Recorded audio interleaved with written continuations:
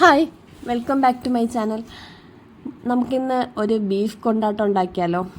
Super tasty ആയിട്ടുള്ള രീതിയിൽ പെട്ടെന്ന് ഉണ്ടാക്കാൻ പറ്റും കേട്ടോ. നമുക്കതിൻ്റെ റെസിപ്പി ഒന്ന് നോക്കിയാലോ. അപ്പോൾ അതിന് വേണ്ടിയിട്ട് ഞാനിവിടെ ബീഫ് എടുത്തിട്ടുണ്ട്. 1 കിലോ ബീഫാണ് എടുത്തിട്ടുള്ളത്. കറി കട്ട് ചെയ്തെടുത്തിട്ടുള്ളതാണ്, ചെറിയ ചെറിയ പീസസ് ആക്കിയിട്ട്. ഒരുപാട് ചെറിയല്ല, മീഡിയം സൈസ്. അതിലോട്ട് ഞാൻ കുക്കറിലോട്ട് ഇട്ടതിന് ശേഷം അതിലോട്ട് ഞാൻ മുളക് പൊടി, മല്ലിപ്പൊടി, മഞ്ഞൾപ്പൊടി, പിന്നെ പെരിഞ്ജീരകത്തിൻ്റെ പൊടി അല്ലെങ്കിൽ അതൊന്ന് ക്രഷ് ചെയ്തത് അതിട്ടിട്ടുണ്ട്. പിന്നെ കുരുമുളക് പൊടി. കുക്കറിൽ വേവിക്കാൻ വേണ്ടിയിട്ടാണ് കുരുമുളക് പൊടി. പിന്നെ ഒരു സവാള, ഒരു ചെറിയ സവാള ഒന്ന് നേരിയതായിട്ട് സ്ലൈസ് ചെയ്തത്. പിന്നെ അതിനാവശ്യമായിട്ടുള്ള ഉപ്പ്. അതിനുശേഷം കുറച്ച് കറിവേപ്പില നമ്മൾ ഇനി യൂസ് ചെയ്യുന്നുണ്ട്. കാരണം കറിവേപ്പില ഈ ബീഫിലിടുമ്പോൾ ഒരു പ്രത്യേക ഫ്ലേവറും ടേസ്റ്റും കിട്ടുമേ. അപ്പോൾ കുറച്ചധികം കറിവേപ്പില ഞാൻ ഇടുന്നുണ്ട്. അതിനുശേഷം കുറച്ച് ജിഞ്ചർ ഗാർലിക് പേസ്റ്റ്, ഭയങ്കര കുറച്ച് മതി കേട്ടോ. ചിക്കനിലൊക്കെ ചേർക്കുന്ന പോലെ ഒരുപാട് ചേർക്കേണ്ട ആവശ്യമില്ല. അതിനുശേഷം വെളിച്ചെണ്ണ തന്നെ യൂസ് ചെയ്യണം, എന്നാലേ ഒരു ഫ്ലേവർ കിട്ടത്തുള്ളൂ. പിന്നെ ഒരു 1/2 ഗ്ലാസ് അല്ലെങ്കിൽ ഒരു 1/4 ഗ്ലാസ് വെള്ളം. കാരണം ഇതിൽ നിന്ന് നല്ല വെള്ളം ഇറങ്ങും. പക്ഷേ നമ്മൾ ജസ്റ്റ് ഒന്ന് അടിയിൽ പിടിക്കാതിരിക്കാൻ നമുക്ക് പിന്നെ ഇതിൻ്റെ വെള്ളം ആവശ്യമുണ്ട്. അതുകൊണ്ടാണ് നമ്മൾ കുറച്ച് വെള്ളം കൂടി ചേർത്ത് കൊടുത്തിട്ട് നന്നായിട്ട് മിക്സ് ചെയ്യാം. നന്നായിട്ട് നല്ല ഇതെടുത്ത് മിക്സ് ചെയ്ത് ഒന്ന് വേവിച്ചെടുക്കുക. ഒരു 6 വിസിലൊക്കെ ആകുമ്പോഴത്തേക്ക് വെന്ത് കിട്ടും കേട്ടോ. 5-6 വിസിലൊക്കെ മതിയാവും. കാരണം ഒരു 90% വെന്താൽ മതി. ബാക്കി നമ്മളിനി ഫ്രൈ ചെയ്തെടുക്കുന്നുണ്ട്, അപ്പോൾ വേവിക്കാമല്ലോ. അതിനുശേഷം ഞാൻ ഇതെല്ലാം ഡ്രെയിൻ ചെയ്തെടുക്കുന്നുണ്ട്. അതായത് ഒന്ന് വെള്ളം തോർത്തി എടുക്കുന്നുണ്ട് പീസസ് എല്ലാം. എന്നിട്ട് നമുക്ക് ഈ സ്റ്റോക്ക് മാറ്റി വയ്ക്കാം. അതിനുശേഷം ഒരു പാത്രം എടുത്തതിന് ശേഷം അതിലോട്ട് കുറച്ച് മുളക് പൊടി, കാശ്മീരി മുളക് പൊടിയാണ് എടുക്കുന്നത്. കാരണം എപ്പോഴും മറ്റേ എരിവുള്ള മുളക് പൊടി എടുത്താൽ നമ്മളിപ്പോൾ 3-4 പ്രാവശ്യം യൂസ് ചെയ്യുന്നുണ്ട്. അപ്പം അത് ഭയങ്കര എരിയായിപ്പോവും ബീഫിന്. അപ്പോൾ നമ്മൾ കുറച്ച് കാശ്മീരി മുളക് പൊടി, അതിനുശേഷം കുറച്ച് മല്ലിപ്പൊടി, പിന്നെ അതിനുശേഷം നമുക്ക് പൊടികളെല്ലാം ചേർത്ത് കൊടുക്കാം കേട്ടോ. പിന്നെ മഞ്ഞൾപ്പൊടി, അതിനുശേഷം നമുക്ക് ഈ നമ്മൾ പെരിഞ്ജീരകത്തിൻ്റെ പൊടിയില്ലേ, അത് ക്രഷ് ചെയ്തത് പെരിഞ്ജീരകത്തിൻ്റെ പൊടി ചേർക്കാം. അതിനുശേഷം ഉപ്പ് ചേർത്ത് ഉപ്പ് ചേർത്തതിന് ശേഷം നമുക്ക് കുറച്ച് ജിഞ്ചർ ഗാർലിക് പേസ്റ്റ് നേരത്തെ ചേർത്ത് അത്ര അളവ് പോലും വേണ്ട കേട്ടോ. ഈ പൊടികൾക്ക് ആവശ്യമായിട്ടുള്ള മാത്രം മതി. അതിനുശേഷം കുറച്ച് കുരുമുളക് പൊടിയും, ഒരു മുട്ട മതിയാവും. ഒരു മുട്ടയും കൂടെ ഒന്ന് പൊട്ടിച്ചൊഴിച്ച് കൊടുക്കാം. അതിനുശേഷം കുറച്ച് ഗരം മസാല, കുറച്ച് മതി കേട്ടോ. ഗരം മസാല ഒരുപാട് വന്നാൽ അതിൻ്റെ കുത്തലുണ്ടാവും ബീഫിന്. അതിനുശേഷം കുറച്ച് കുരുമുളക് പൊടി, പിന്നെ ഒരു നാരങ്ങയുടെ ജ്യൂസാണേ ഞാൻ ഒഴിച്ചു കൊടുക്കുന്നത്.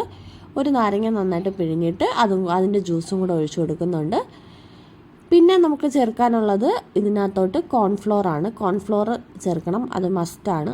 കോൺഫ്ലോർ ഇല്ലാന്നുണ്ടെങ്കിൽ അരിപ്പൊടി മാത്രം ചേർത്താൽ മതി, ഇല്ലെങ്കിൽ മൈദ മാത്രം ചേർത്താലും മതി. ഓക്കെ, കോൺഫ്ലോർ ചേർക്കണം. ഞാൻ കോൺഫ്ലോറും മൈദയും കൂടെ മിക്സ് ചെയ്തിട്ടാണ് ചേർക്കുന്നത്.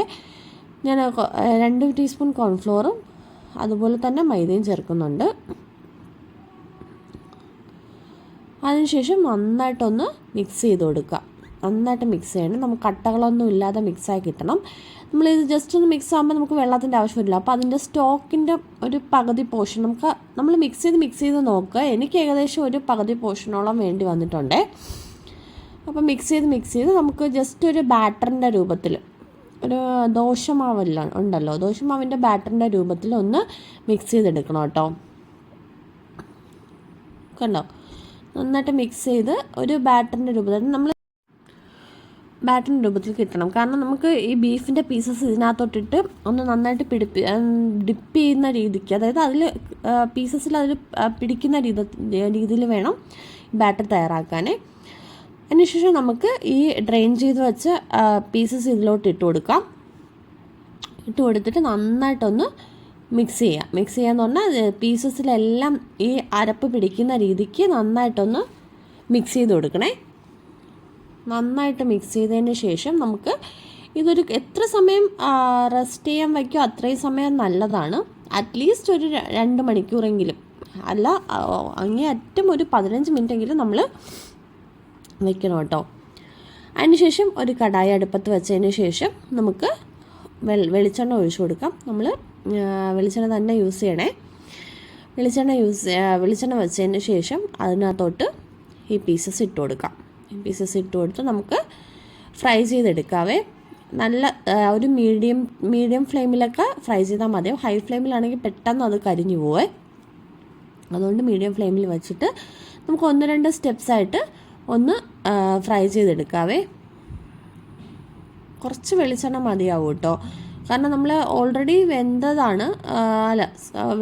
അപ്പോൾ അതിന് വെളിച്ചെണ്ണയും കുറച്ച് സമയം മതിയാവും. ഒരു 10-15 മിനിറ്റൊക്കെ മതിയാവും കേട്ടോ. ഞാൻ എന്താ ഫസ്റ്റ് സ്റ്റെപ്പ് ഇതാ കണ്ടോ, ബ്രൗൺ കളറിലായി വരുമ്പോഴേക്കും നമുക്ക് കോരി മാറ്റാം. മറിച്ചിട്ടതിന് ശേഷം ഒന്ന് കോരി മാറ്റാം. അതിന് ശേഷം അടുത്ത സ്റ്റെപ്പ് ഇട്ട് കൊടുക്കാം കേട്ടോ. അങ്ങനെ എനിക്ക് തോന്നുന്നു 2 സ്റ്റെപ്പായിട്ടോ 3 സ്റ്റെപ്പായിട്ടോ എന്തോ ഞാൻ വറുത്ത് കോരിയിട്ടുണ്ടേ. വറുത്ത് കോരിയതിന് ശേഷം കണ്ടോ, ഞാൻ വറുത്ത് കോരിയിട്ടുണ്ട്. അതിനുശേഷം നമുക്കൊരു പാൻ അടുപ്പത്തോട്ട് വെച്ചതിന് ശേഷം റെഡ് ചില്ലി ഇട്ട് കൊടുക്കുക. അതായത് വറ്റൽമുളക് ഇട്ട് കൊടുക്കുന്നുണ്ട്. അതൊന്ന് മൂപ്പിച്ചെടുക്കാൻ വേണ്ടിയിട്ടാണ്. അതൊന്ന് ജസ്റ്റ് നന്നായിട്ടൊന്ന് മൂത്ത് കിട്ടണം. മൂത്തിട്ട് നമുക്ക് അതിനെ ഒന്ന് കോരി മാറ്റി വയ്ക്കാം. നമുക്ക് ലാസ്റ്റ് ഇട്ട് കൊടുക്കാനാണ്, കാരണം നമ്മൾ ഇനി ഉള്ളിയൊക്കെ ഇട്ട് വഴറ്റുന്നുണ്ട്. അപ്പോൾ അതിലോട്ട് ഇത് വെന്തുടഞ്ഞു പോകാതിരിക്കാൻ വേണ്ടിയിട്ടാണ്. അതിനുശേഷം നമുക്ക് സ്ലൈസ് ചെയ്ത ഇഞ്ചി വെളുത്തുള്ളി ഇട്ട് കൊടുക്കാം. നീളത്തിലരിഞ്ഞതാണ് ഞാൻ. നീളത്തിലരിഞ്ഞ ഇഞ്ചി വെളുത്തുള്ളി ഇട്ട് ഒന്ന് നന്നായിട്ട് ഒന്ന് വരട്ടിയെടുക്കുക. ഒരു ജസ്റ്റ് ഒന്ന് ബ്രൗൺ കളറായാൽ മതി കേട്ടോ, കരിഞ്ഞു പോകരുത്. ജസ്റ്റ് ഒന്ന് ബ്രൗൺ കളർ ആവുന്ന വരെ ജസ്റ്റ് ഒന്ന് വരട്ടിയെടുക്കാം. നമുക്ക് ആ എണ്ണ തന്നെ യൂസ് ചെയ്യാം കേട്ടോ. ആ ബീഫിൻ്റെ ബാക്കി വന്നില്ല, ബീഫ് പൊരിച്ചപ്പോൾ ബാക്കി വന്ന ആ എണ്ണ വേണമെങ്കിൽ നമുക്ക് യൂസ് ചെയ്യാവേ. അതിനുശേഷം നമുക്ക് കോക്കനട്ട് പീസസ് ഇട്ട് കൊടുക്കുക. അതായത് തേങ്ങ അത് ഓപ്ഷണലാണ്, വേണമെങ്കിൽ ചെയ്താൽ മതിയേ. ശേഷം നമുക്ക് സ്മോൾ ഓണിയൻ ഇട്ട് കൊടുക്കാം. അതായത് ചെറിയ ഉള്ളിയാണ്, ചെറിയ ഉള്ളി തന്നെ യൂസ് ചെയ്യണം, എന്നാലും അതിന് പ്രത്യേക ടേസ്റ്റ് കിട്ടത്തുള്ളൂ. ചെറിയ ഉള്ളി ഇട്ട് കൊടുത്തതിന് ശേഷം ഉള്ളിക്ക് ആവശ്യമായിട്ടുള്ള ഉപ്പും കൂടി ഇട്ട് കൊടുക്കാം. ഉപ്പും കൂടി ഇട്ട് നന്നായിട്ടൊന്ന് വഴറ്റിയെടുക്കുക. വഴറ്റിയെടുത്തതിന് ശേഷം കുറച്ച് കറിവേപ്പില ഇട്ട് കൊടുക്കുന്നുണ്ട്. കറിവേപ്പിലയും കൂടെ ഇട്ട് ഒന്ന് വരട്ടിയതിന് ശേഷം നമുക്ക് പൊടികൾ ചേർത്ത് കൊടുക്കാം. ആദ്യം മഞ്ഞൾപ്പൊടി കണ്ടോ, വരട്ടിതായി ഒന്ന് കളറ് മാറി വന്നിട്ടുണ്ടേ. അതിനുശേഷം നമുക്ക് പൊടികളാണ് ചേർത്ത് കൊടുക്കുന്നത്. മഞ്ഞൾപ്പൊടി, അതിനും കുറച്ച് മഞ്ഞൾപ്പൊടി നമ്മൾ പീസസിലും മറ്റേ ഫ്രൈ ചെയ്യുന്നതിലും എല്ലാം ഇട്ടിട്ടുണ്ട്. അതുകൊണ്ട് ഇതിനാവശ്യമായിട്ടുള്ള പൊടികൾ മാത്രം ചേർത്താൽ മതി, ഈ ഉള്ളിക്ക് ആവശ്യമായിട്ടുള്ള. അപ്പം മഞ്ഞൾപ്പൊടി, മുളക് പൊടി ഇട്ട് കൊടുത്തിട്ടുണ്ട്. അതിനുശേഷം മല്ലിപ്പൊടി ഇട്ട് കൊടുത്തിട്ടുണ്ട്. ഈ പൊടികളെല്ലാം ഇതിലോട്ട് ചേർക്കണം, പക്ഷേ ഈ ഉള്ളിക്ക് ആവശ്യമായിട്ടുള്ളത് മാത്രം ചേർത്താൽ മതി. കുരുമുളക് പൊടി ഇടുന്നുണ്ട്. അതിനുശേഷം നമ്മൾ ക്രഷ് ചെയ്ത് വെച്ചേക്കുന്ന പെരുംജീരകത്തിൻ്റെ പൊടി, അല്ലെങ്കിൽ പെരുംജീരകം പൊടിച്ച് വെച്ചത് അല്ലെങ്കിൽ ക്രഷ് ചെയ്ത് ഇടുന്നുണ്ട്. അതിനുശേഷം ചില്ലി ഫ്ലേക്സ് ഇടുന്നുണ്ട്. ചില്ലി ഫ്ലേക്സ് ഇട്ട് കൊടുക്കുകയാണ്. പിന്നെ നമ്മൾ ഇതിനിടയ്ക്ക് ലൈം ജ്യൂസും കൂടി ചേർത്തിട്ടുണ്ടായിരുന്നേ. ഒരു നാരങ്ങയുടെ പകുതിയുടെ നീര് അതും കൂടി ഇട്ട് കൊടുക്കണേ. ഇതേ കണ്ടോ, അതും കൂടി ഇട്ടതിന് ശേഷം നന്നായിട്ടൊന്ന് വരട്ടി കൊടുക്കുക.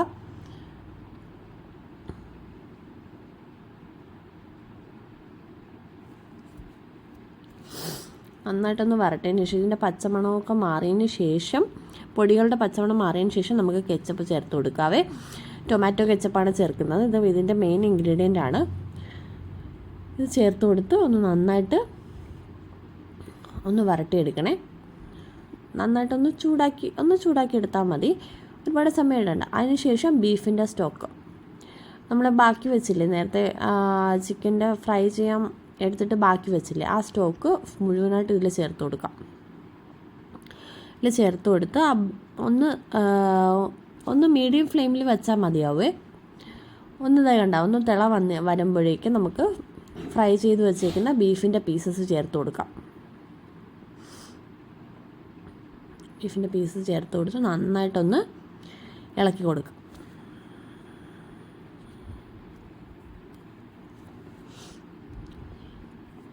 നമ്മുടെ ബീഫ് കൊണ്ടാട്ടം ഇപ്പോൾ ഏകദേശം ഇവിടെ റെഡി ആയിട്ടുണ്ട്. ഏകദേശം എല്ലാം റെഡി ആയിട്ടുണ്ട്.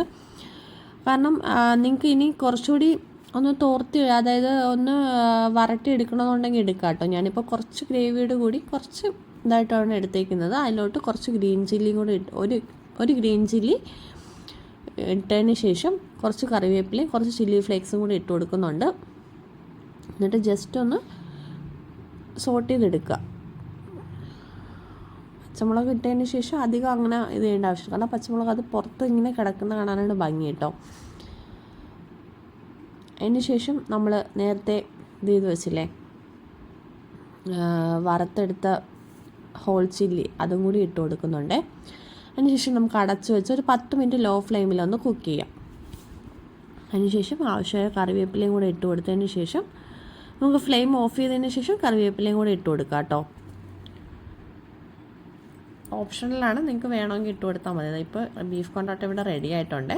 നമുക്ക് എന്തിൻ്റെ കൂടെ വേണമെങ്കിലും നമുക്കിത് കഴിക്കാവുന്നതാണ്. അതായത് അപ്പം, ഇടിയപ്പം, പത്തിരി കൂടെ. ഞാനിപ്പോൾ ഇവിടെ പൊറോട്ടയാണ് എടുത്തേക്കുന്നത്. പൊറോട്ടയുടെ കൂടെ ഈ ബീഫ് കൊണ്ടാട്ടം കഴിക്കാൻ ഭയങ്കര ടേസ്റ്റാണ്.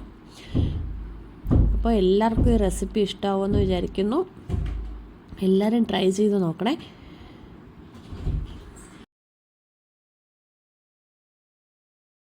എല്ലാവർക്കും ഇത് ഒരു തവണ ഇത് ഉണ്ടാക്കി നോക്കിയാൽ നിങ്ങൾക്ക് എല്ലാവർക്കും ഇഷ്ടപ്പെടും കേട്ടോ. അപ്പോൾ വീട്ടിലെല്ലാവരും ഒന്ന് ട്രൈ ചെയ്ത് നോക്കണം. വീഡിയോ ഇഷ്ടപ്പെട്ടാൽ ലൈക്ക് ചെയ്യുക, ഷെയർ ചെയ്യുക, ചാനൽ കൂടി ഒന്ന് സബ്സ്ക്രൈബ് ചെയ്ത് സപ്പോർട്ട് ചെയ്യണേ. Thank you.